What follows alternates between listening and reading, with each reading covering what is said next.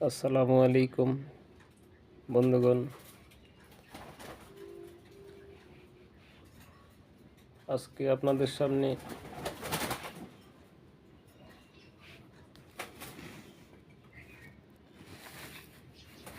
Tumour নিয়ে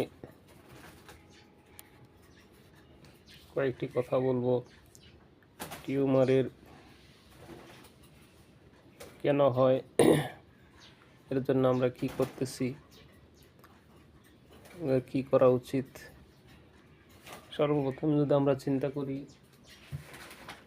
পরিবেশ হলো একটা বিরাট ফ্যাক্টর।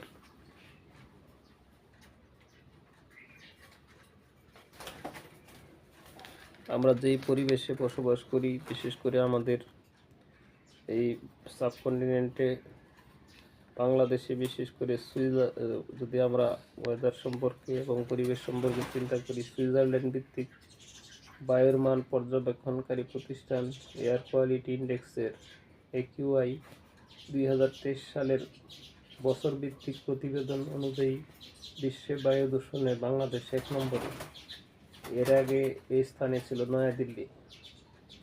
IQAR এর হিসাব অনুযায়ী 2016 সালে ঢাকার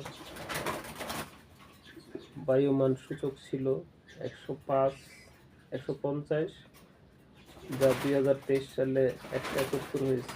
আন্তর্জাতিক সংস্থাটির তথ্য বিশ্লেষণে দেখা যাচ্ছে, ইদানিং ঢাকায় বায়ু দূষণের তীব্রতা ভয়াবহ মাত্রায় পৌঁছেছে, অথচ বায়ু দূষণ রোধে উচ্চ আদালতের নির্দেশনা রয়েছে। অত্যধিক বায়ু দূষণে ঢাকাবাসী চরম স্বাস্থ্য ঝুঁকিতে রয়েছে। একটি জাতীয় দৈনিকের প্রতিবেদন অনুযায়ী বায়ু দূষণে মানুষের শ্বাসতন্ত্রের রোগ বেড়েছে, ঘরে ঘরে সর্দি কাশি আক্রান্তদের ভিড় বাড়ছে হাসপাতালগুলোতেও। এই প্রতিবেদন অনুযায়ী বক্ষব্যাধি হাসপাতালে গত মঙ্গলবার 26 নভেম্বর বহির্বিভাগে রোগীর সংখ্যা ছিল 360 জন। পরদিন বুধবার রোগী বেড়ে দাঁড়ায় 450 জন। এগুলি একটা উত্তেজক কারণ। বর্তমান দুনিয়ায় আতঙ্কের ঢেউ ছড়াচ্ছে, সেটা হলো ক্যান্সার গবেষণার নামে প্রতি বছর কোটি কোটি টাকা খরচ হচ্ছে চারিদিকে। এখন ক্যান্সারের আতঙ্ক প্রবাহ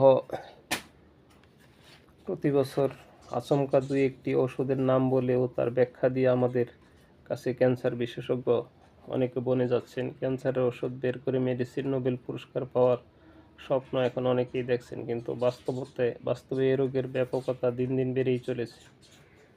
চিকিৎসা বিজ্ঞানের প্রতিটি শাখায় সব গবেষকদের এ ব্যাপারে উৎসাহিত করা প্রয়োজন। সরকারি ও বেসরকারি পর্যায়ে লাগাতার গবেষণায় একদিন অবশ্যই বেড়ে আসবে ক্যান্সার চিকিৎসার সোজা সরল দ্বারা। চিকিৎসা বিজ্ঞানের অন্যান্য শাখার মধ্যে হোমিওপ্যাথি একটি উল্লেখযোগ্য চিকিৎসা, এর দিকেও নজর দেওয়া দরকার।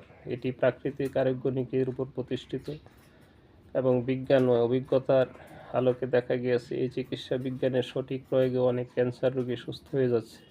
টিউমার তো অহরহ সুস্থ হচ্ছে। টিউমার হইলেই সেটা ক্যান্সারের রূপ নেবে এমন চিন্তা করার কোনো কারণ নেই। চিকিৎসা বিজ্ঞানের যতগুলো শাখা রয়েছে তার ভিতর কেবলমাত্র হোমিওপ্যাথি রোগের মৌলিক কারণ মায়াজমকে গুরুত্ব দিয়ে চিকিৎসা ব্যবস্থা করে। আসলে মূলের চিকিৎসা না করে শুধু রোগ ফলের চিকিৎসা করলে বিফলতা আসে অবশ্য। ব্যাপক গবেষণার ফলে জানা গেছে যে এই রোগের কারণ বেশিরভাগ ক্ষেত্রে আরও গভীর। বিজ্ঞানীরা বলেছেন যে সেলের ভিতর জেনেটিক কোডই এর জন্য দায়ী, আর সেটা বংশানুক্রমিক চলে যায়।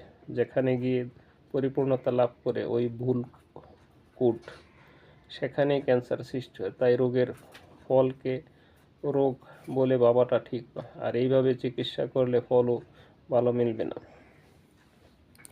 মূল কারণ তত্ত্ব যদি আমরা চিন্তা করি, তিনটি কারণ তত্ত্ব: ফান্ডামেন্টাল, মূল বা ফান্ডামেন্টাল, উত্তেজক বা এক্সাইটিং, এবং পরিপোষক বা মেনটেনিং।